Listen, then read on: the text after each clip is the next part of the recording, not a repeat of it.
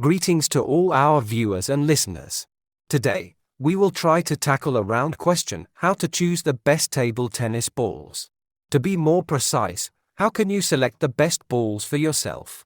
Or the most suitable ones according to your own criteria?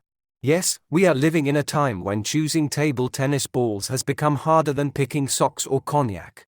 If you remember the times of celluloid balls, which burned well, you probably know that back then, all balls were quite similar in playing properties. Or at least, they were roughly the same. So, if you needed training balls, you simply bought cheap balls from Company X, and they were the same or nearly the same as balls from Company Y or Company Z. I'm talking about playing properties. As for the number of defects and crooked balls, there could be significant differences. And now we live in the happy era of plastic balls that do not burn. So, if you want to transport your balls by plane, you can rest assured they won't catch fire. Hallelujah! How we've been waiting for this, how we've wanted it. Of course, I'm joking. In exchange for this unnecessary safety during transport, we've gained additional difficulties. Now, balls differ significantly in their playing properties. There are soft ones, medium ones, and hard ones that make us sound like they're almost glass. Either way, while we're making interesting and useful videos and reviews for you, feel free to visit our TT Maximum store more often for shopping. This will be your best way to thank us for our videos.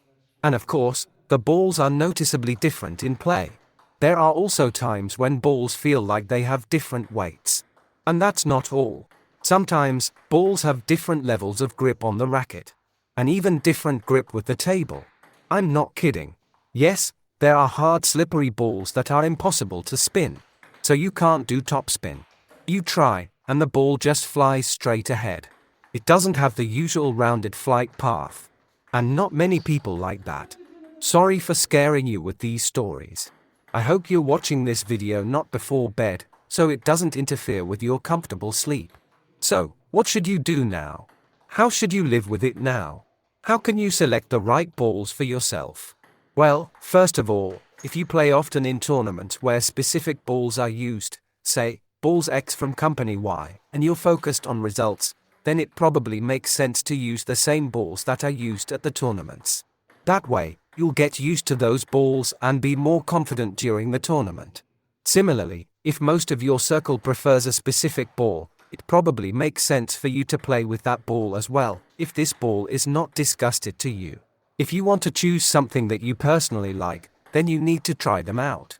The situation with balls right now is such that you need to try them out personally.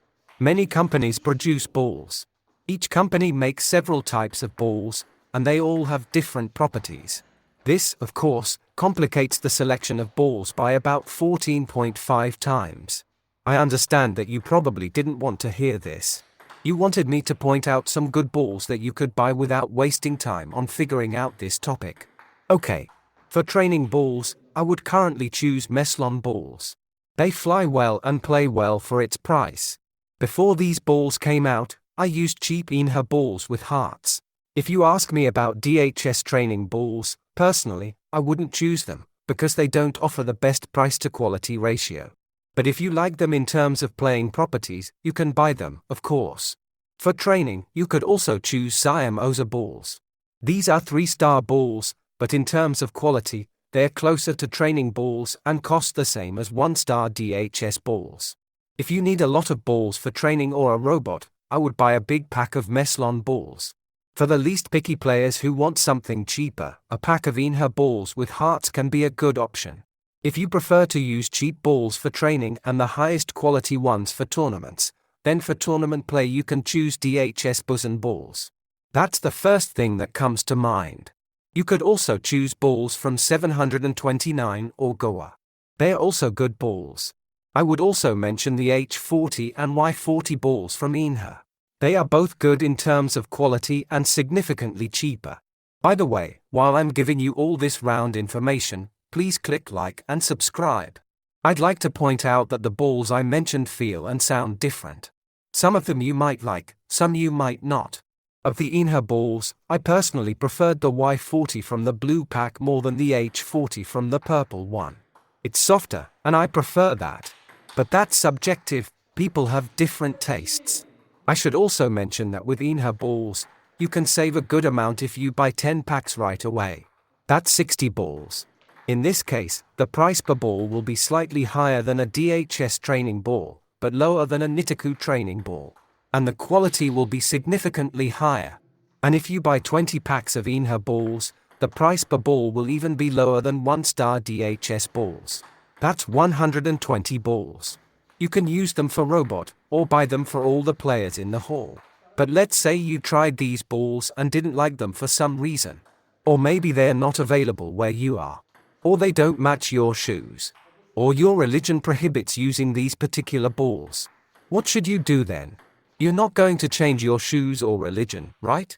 Well, first choose a store where you want to buy the balls. I recommend not buying balls from AliExpress. You can buy good products there, but the chance of getting a fake is significantly higher. And if you do buy them there and have doubts or questions, please don't ask us about AliExpress balls.